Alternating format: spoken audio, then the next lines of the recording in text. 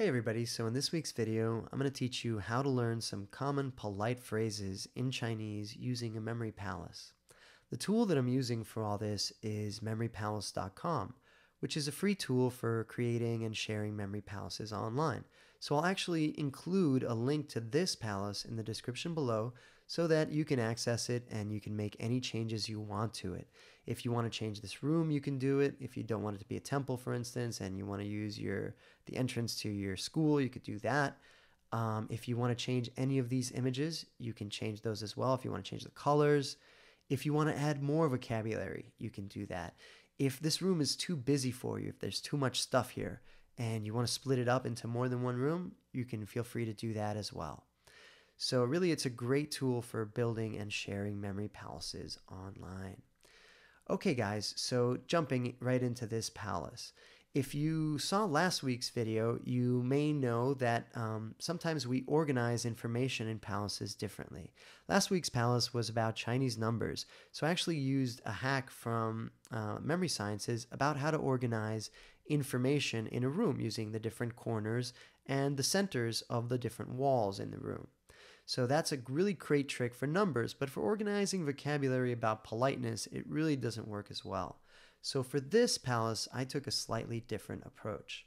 What I did here is I used, if you think about it, politeness has a sort of symmetrical nature built into it, right? A sort of call and response, right? We say hello, and then we say goodbye. We say please, and then we say thank you. So it has a built-in symmetry to it. And this palace, this temple that you can see here, has a built-in symmetry to it as well. And that's not a coincidence. I chose it for that reason. It also has this sort of rising structure to it. And so what I've done is, think about it like you're going to enter this temple, call it the Temple of Good Manners. And at the center of this temple is getting to know somebody. And as we traverse all these stops on the politeness tour, we're going to get closer and closer to learning to knowing somebody. So here we go. We enter and that's hello. When we exit, that's goodbye. Here's please. Here is thank you. And here is you're welcome. Here is good. Here is correct, and here is okay. On the opposite side of that is not good, not correct, and not okay. Over here we've got excuse me, and on the other side is no worries. So it's what you might respond to somebody when they say excuse me. And then up here is happy, here is not happy.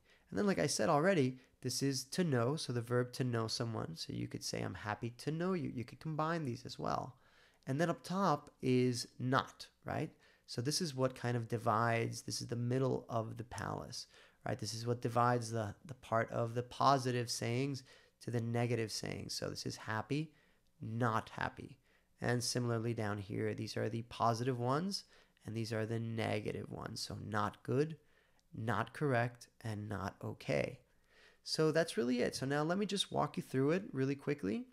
Another quick note, the colors correspond to the pronunciation of the tones. So if you guys are trying to learn Chinese, one of the hard things that you might encounter is remembering what the actual tone is for a word. At least that was giving me a lot of trouble. But since I broke it down into colors like this, it's really simplified it for me. So for example, the color when it's blue, it's just the rising tone, like when you look up at the blue sky. The flat tone, like a flat line when you die, that's black. Red is like a stabbing down, so that's the falling tone. And then white is just, it's like a wavelength of light. It's like a little U, so it's like white, like light. And then gray is just a neutral tone. Neutral tone doesn't have a specific pronunciation to it. It's just you say it very shortly.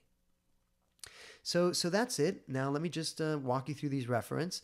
Again, you can also see the reference up here. Everything is neatly laid out on memorypalace.com. If you wanted to add more vocabulary and stuff, you would just add it here. You just add it, type it right in. And if you wanted to add more items, you just add them right here, and they would just show up in the palace itself in order. So just to walk you through what each of these mean. So ni is like a knee. Hao is like a howling wolf. Qing is like change, like when you get change. Xie is like sharing, right? Like this is the icon for sharing on Facebook or whatever. Bu, we already saw. It's like a ghost, so ghost going bu. And this is a little baby bottle. Here, let me take these off so you can see it more clearly. So this is bu yong xie, right? So that's you're welcome. Then over here we've got how again, which is again good. And here is dui, so it's dewy, so it's like dew on a leaf. So dui, and this is xing, and that's okay. And here we've got dewy again, like dui, bu, and qi, like your energy, right? Like your energy. So qi, so dui bu qi, and that is excuse me. And then we've got han, gao, like a gown for gao, and xing, like for shingles, which is kind of convenient because we're up on the shingles of the roof here. And again, bu, and this is renshe, and that's to know. And again, so we've got all the bu over here, and this is, so it would be just bu gao xing, right? That's not happy. And then you've got, this is excuse me, which is a maid. So so may, and this is an iguana. So guan and she. So mei guan shi, right? So that's how I remember no worries. And then, these guys are just the opposites of this. A quick note on why this one is blue. That's a little bit of a pronunciation lesson. When you have two fourth tones together, the first one becomes a second tone. So that's why this one is not red. So we've got all those. And then we say goodbye, which is a sighing janitor. So that's sai jan. And again, all that information is here. It's all written down. You can see the reference. So this is a janitor and this is a sigh. So sighing janitor, you can turn all that on or off here using these. You can also turn on and off the path. So if you want it to be like a little bit neater and you already know how to traverse it, you could just have it like that. I like to keep this on myself. It just keeps it a little clearer. And again, the idea is not that you're going to be looking at this for your study, The idea is you study this until it's in your memory. And then you access this in your memory instead of just trying to search, trying to remember how it was written in the book or whatever.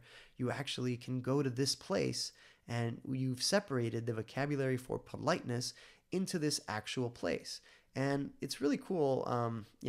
Memory palaces do really work. There's a lot of science to them.